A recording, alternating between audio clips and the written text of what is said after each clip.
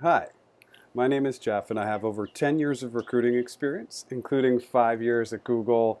In this video, we're going to cover how long do I need to stay at my job. And then what we'll do is we'll go ahead and we'll dive into those next steps. And once you've made that determination, talk about the items that are really important. And hey, I get it. You're not going to just jump and leave your job after 2 months or 3 months, especially if you have kids, you're the sole income earner in your family, etc. But if you go ahead and Google length of time that you should stay at your job, the most common response is 2 years. And time is our most valuable commodity. And if you are unhappy, why would you stay somewhere for 2 years? It just doesn't make sense. Obviously, you don't want to have 3, 5, 10 of these iterations where you're staying for only a few months at a time, but occasionally this happens.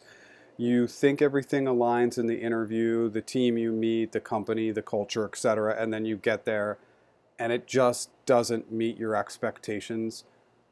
Leave. Go interview elsewhere and find another job. Time is very precious, as I mentioned, and so let's talk about the steps.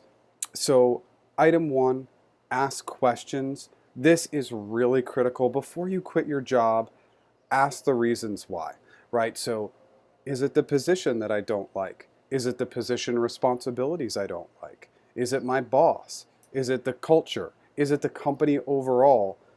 What are the things I liked before I joined and then are very different from since I have joined, etc.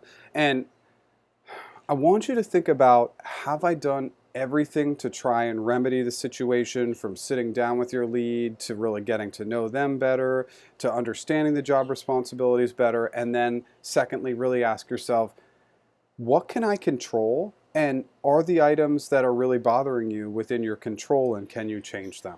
Because the ideal situation is you do stay, right? But again, if it's not a good fit, you should leave. Item number two, keep it positive. So this is while you're still there, and this will translate into the interview as we talk about item three. But if you've made the decision to leave, there is a decent chance that they've noticed that there's some misalignment, right? And this may be a concern that you'll leave. So keep it positive, first of all, because it's the right thing to do. And secondly, it won't kind of set off the alarms to them that say, hey, this is a person that's probably not going to stick around for a long period of time. Just try to have all positive interactions. The last piece is that you might find through all these positive interactions that things really do change for you and you decide to stay. So if you keep that positive mentality, it's going to be really, really important. Okay, you've gone through your list, you've kept it positive, it's still not working out, it still is what you thought it was weeks in, months in, and you feel like you really need to go.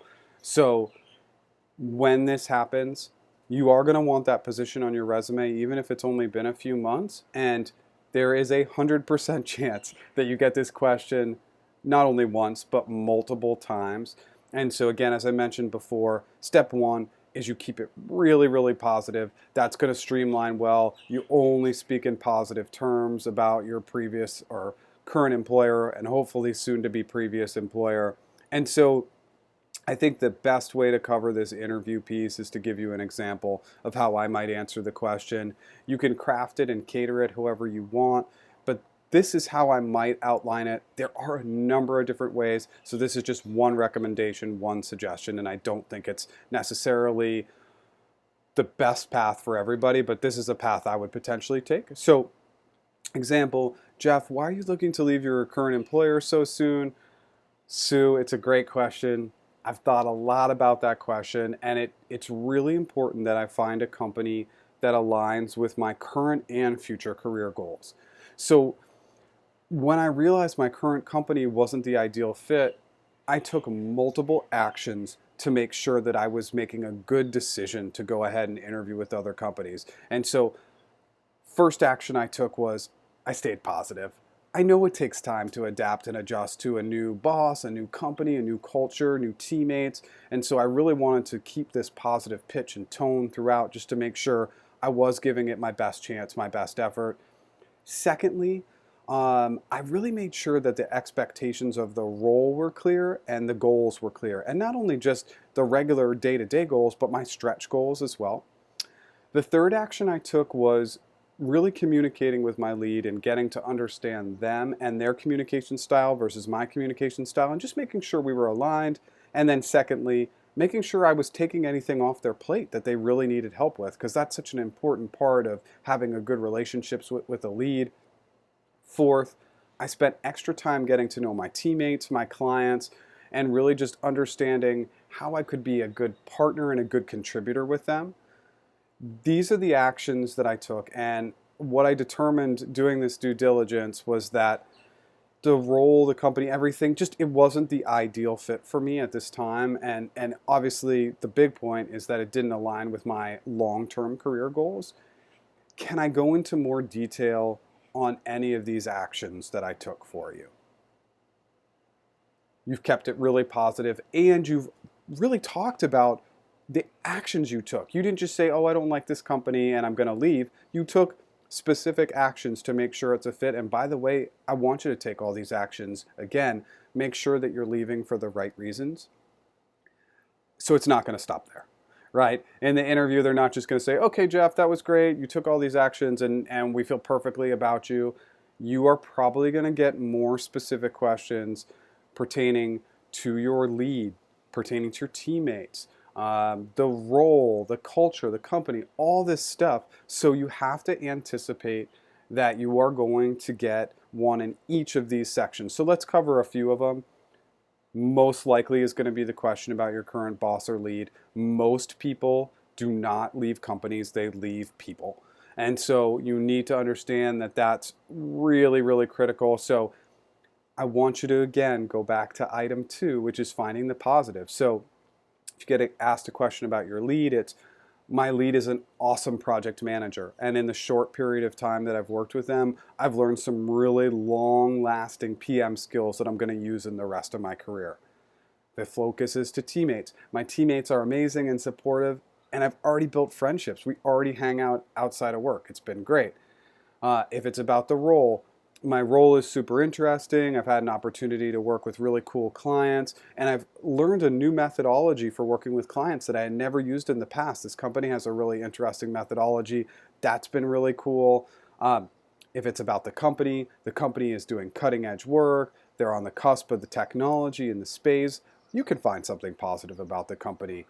Remember, anything that you bring up, it needs to be true. You need to have an honest and positive connection to it. They can see it in your eyes. They can see it in your, and feel it in your pitch and your tone. Have that positive connection. Make it real. You can find the silver lining in anything. Find those items in every section: lead, role, company, teammates, cross-functional partnerships, etc. The last item, and item 4, is counteroffer.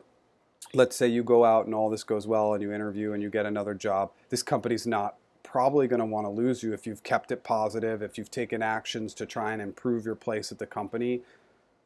Say, I really appreciate the offer. I'd really like to talk about a transition plan. I will pin that up above so you can see a specific video just on a counteroffer. Never take a counteroffer. There's so many reasons why. I don't want to get in depth here, but watch that video if you're ever considering taking a counteroffer. Don't do it. Long and short is, don't stay at a job if you're not happy. And if it's happened more than once, it's happened more than once. If you've taken the right actions, you've stayed positive, and it's still not a fit, you're going to be able to tell a really great story. And you're going to be able to ask and dig in and ask better questions of this company to make sure that it is the right fit before you move on and decide to join them. I hope this video helps. If you like my content, please like. If you have any comments, please comment below. And if you like my overall content, please subscribe. Have a fantastic day. Thanks so much.